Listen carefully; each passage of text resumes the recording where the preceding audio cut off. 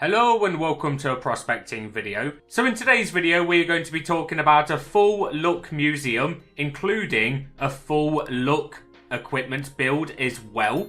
So I've got a couple of images to show you regarding the museum and the build you're going to need to use, because this is going to be the best look build you can do. So in this first image I'm about to show you is what items you are going to need for your museum. So in this graph we have every single item you need for a full look and cap museum, which includes a vine heart, mythics, pink diamond prismara, legendaries, diamond, firefly stone, luminum, epics, emerald, moonstone, golden pearl, rares, meteoric iron, peridot, ruby, uncommons is coral, neodymium and topaz, and then commons is pearl, pyrite and seashell. And the build you want to do along with this is a Frostform pendant, Antlers of Life, 6 vortex rings and 2 mithril. And if you haven't got any vortex rings, because they are quite hard to obtain, you can use 5 prismatic stars and 3 mithril rings.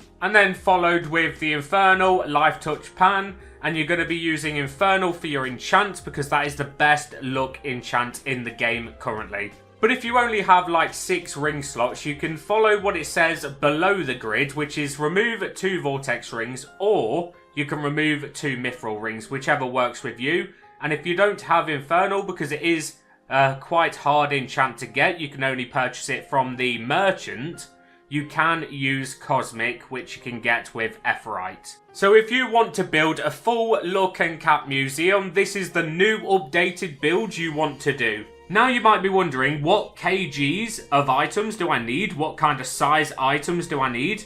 And this grid is going to show you what kind of size items you need. So what you want to do is take this first grid, take all the items off that list, and then follow this kg.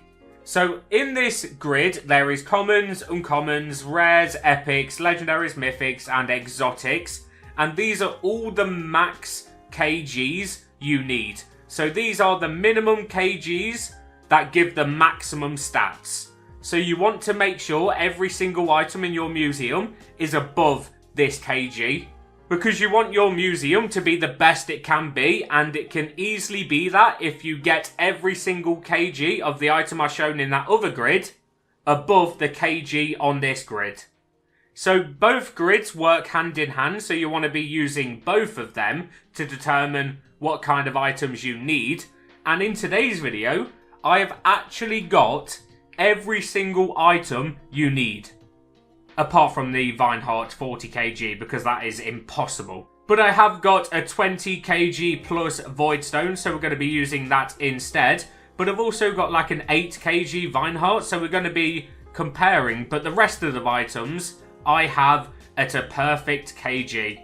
So let's go and fill the museum and see what kind of stats we get following this build. So I was just checking over my items on this build grid right here, and it does seem I have also forgot the topaz. I'm not sure how I have done that, but we seem to have every other item, so we're going to be putting them in the museum. But like I said, my exotic is also not perfect, so we're missing 2 items. We're going to be missing the exotic and the topaz, but the topaz shouldn't really do too much, so we're going to put down every single item that we have, which is a 27 kg pearl, 54 kg pyrite, 31 kg seashell, and then we got a 18 kg coral and a 57 kg neodymium.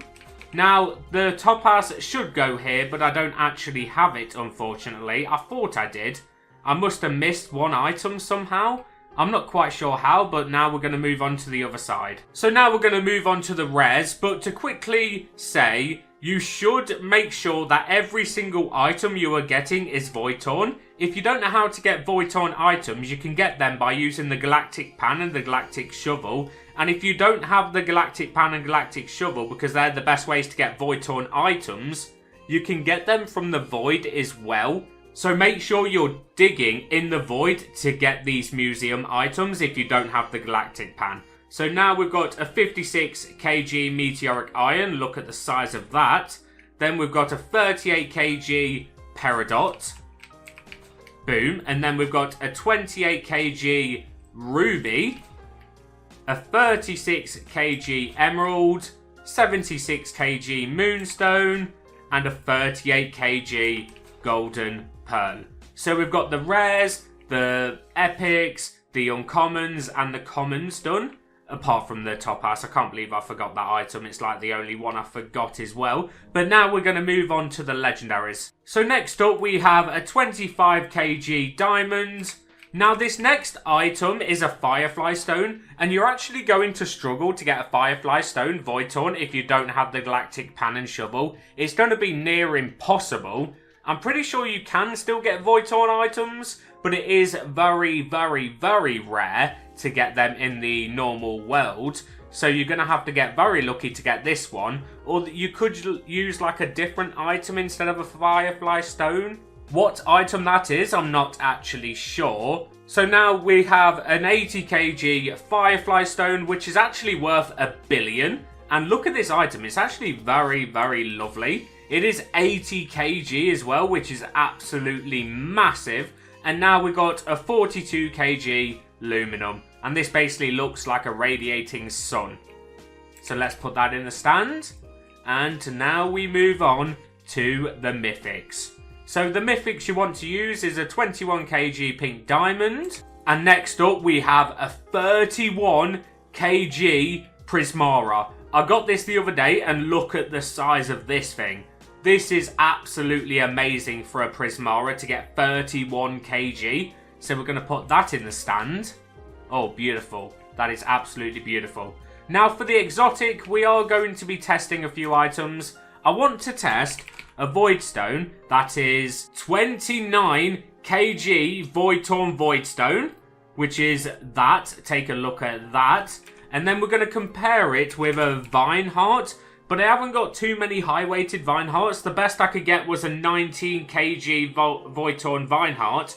So we're going to be testing both of these and see which one is better. So let's put the Voidstone in first, which gives a look of 0.48. And then we're going to put the Vine Heart in, which is 0.62. So it seems the Vine Heart is a lot better than the Voidstone, because the Voidstone is past the maximum kg, and the Vine Heart is only halfway, because you do need a 40 kg to finish this build. So it seems the only item we're missing is 21 kg off the Vine Heart and the Topaz. But I'm not currently using my size boost build, so I'll have to do that tomorrow and just finish this build on my own. But now we have every single item in the museum, and now we're going to take a look at the stats. So on the grid it says that you get a luck of 3.85 luck and a capacity of 2.78. And if we look at our stats in the bottom corner now, it says we have a luck of 3.32, which is actually nearly there. So the missing the Topaz and half of the Vine Heart, I can see where it's missing. And then our capacity is 2.62. So I'm pretty sure our capacity is pretty much maxed. It is almost. It's like 0.1 away. But the luck is like, what is it? Like a 0.5 away. So it is really missing because of the Vine Heart and the Topaz. But this is now a full looking cap museum. So let's take a look at our stats after we put on the pan and shovel we need to use. So on the grid, it does say you need to use a life touch pan and a life touch shovel. And you want to make sure you get the Inferno enchant, but if you can't afford the Inferno enchant, just get Cosmic. So this gives us a luck of 480, a capacity of 300, well 280 because of the Inferno enchant, a shake strength of 8 and a shake speed of 1.1. So we're going to be equipping this. And then shovels, I am going to be using the life touch shovel with an enchant called Non-Eclidine. So we're going to be equipping that as well. So now the museum is ready and we have all the stats from the museum. We now need to put on an equipment build. Now we have the pan and shovel as well. So equipment, you're going to want to use... Let's quickly take a look at the build again. So we're going to need a Frostform Pendant, Antlers of Life, 6 Vortex Rings and 2 Mithril. So we can do that. So we need Frostform Pendant, Antlers of Life, how many vortex rings? I think it was 6 vortex rings. We do have 3 of them at 100%, which is absolutely insane.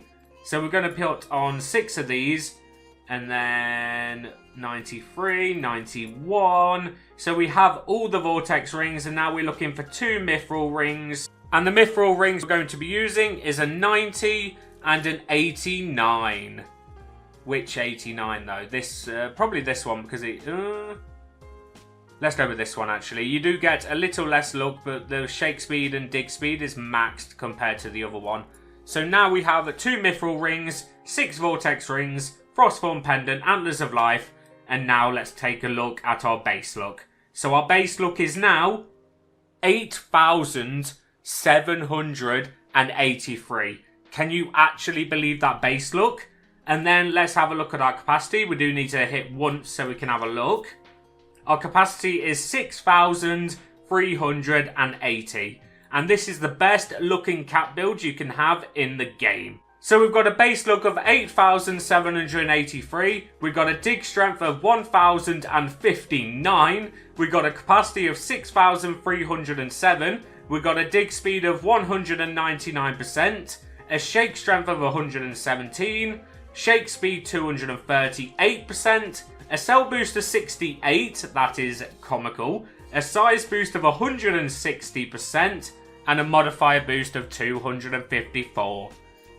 And now you probably want to see this build inside of totems with a meteor. So let's go and find a server that has totems and a meteor, so we can have a look at what my luck is then. Meteor has been found. That was actually very easy. I think it was like my 3rd server. So we're going to head to the magma furnace. Hopefully there's some totems inside of here. I'm pretty sure I see some totems through the wall there, so it does seem someone has placed them down. And it's going to be interesting to see how much luck we've actually got with this build. So, let's have a look. Please be insane. 22,862 luck without codes. And without the 5-day 2 times luck. This is actually insane. That means during an admin abuse, I would probably have like 50,000 luck. What is this build? Let's try it out. So we hit once, we fill the pan in 2¼ hits, but our capacity is increasing because of the non-Ecladine enchant. So let's see what the capacity is when it's fully maxed. The meteor shower is gone now, but that's okay because we did manage to see what it's like to have meteor showers and totems. And now we have maxed out the capacity. It is at 7,041, and this is how fast we shake a pan. It's not actually that slow. I thought it might be a little bit faster. I do personally prefer to use 4 mithril rings with 4 vortex rings because I think that is the best speed build in the game. Like, I actually prefer speed over an extra like 500 luck. But we are testing the exact build that the grid gave us. So this is what the exact build is. And we have 11,400 luck inside of totems with a 7,000 capacity with the non-Ecladine enchant. And we've just got to our first mythic. It is a 2 Pine-ites. Lovely. But the weight is absolutely atrocious. This feels so different to see those kind of weights because I have been using a size build only for the past like 2 to 3 weeks. But now I should just be chaining mythics like Volcanic Core, Pine-ite. But this build is very good. If you do want a bit more speed, this is what I suggest. I suggest taking off 2 vortex rings, which would be this one, and putting on 2 mithril rings. This is the build I actually prefer over 6 vortex rings. I prefer 4 mithril, 4 vortex personally. And now take a look at this speed. Look how fast we are shaking this pan, and all we lost was like 200 luck. And 200 luck compared to 11,000, like look how fast we dig as well. It's actually so much faster to use 4 mithril and 4 vortex. I've always preferred this build over any other build. So if you want speed, make sure to use 4 mithril and 4 vortex because you can literally just see how good this is. But if you want slower speed and more luck and probably more capacity, then you want to use 6 vortex with 2 mithril. We just got another volcanic core. Oh wow. To get 2 volcanic cores so close to each other is actually kind of nuts. So as you've seen, this build is very good and very fast. So if you want to copy this build, you can compared to the grid build. But the grid build is still very good, it's just a bit slower. But you do gain other benefits like probably a little bit more capacity and some more luck. But I personally prefer the speed because you filter through more items, and if you know how luck works on this game, you get luck per item you get in your pan. So you want to have as many items in your pan as possible, and you want to go through those items in your pan as fast as possible. So the more faster you go through your pan, the more luck you technically get. I keep walking into dead ends. But if you do want to copy the grid, then that's fine, you can. And the items I seem to be missing, like I would have like a 3.8 times luck if I had the Topaz and the 40 kg Vineheart. But to get to 40 kg Vineheart is actually very, very hard. Like, let me know in the comments if you've had one, because I have not got even close to having one. Like, the best I got was a 19 kg, which is halfway there. On a max size boost build, that's giving out like 1,500 size boost. And I was farming these Vinehearts for like 2 days, and I only managed to get one of them with a size boost build. So to even see a Vineheart is impossible, but to get a 40 kg one seems even more impossible. But I'll be working on that before the update this weekend, so I'm going to be switching back to size boost and going for that Vineheart, because I do want to have a full looking cap build for the update in case there is a new zone with new exotics to farm, and you want to have the most luck possible. That is the reason I'm making this full looking cap museum and equipment build. But that is going to be the end of this video. If you did enjoy this video, make sure to leave a like and drop a subscribe. And I will see you tomorrow for your daily prospecting content. So see you then. Goodbye.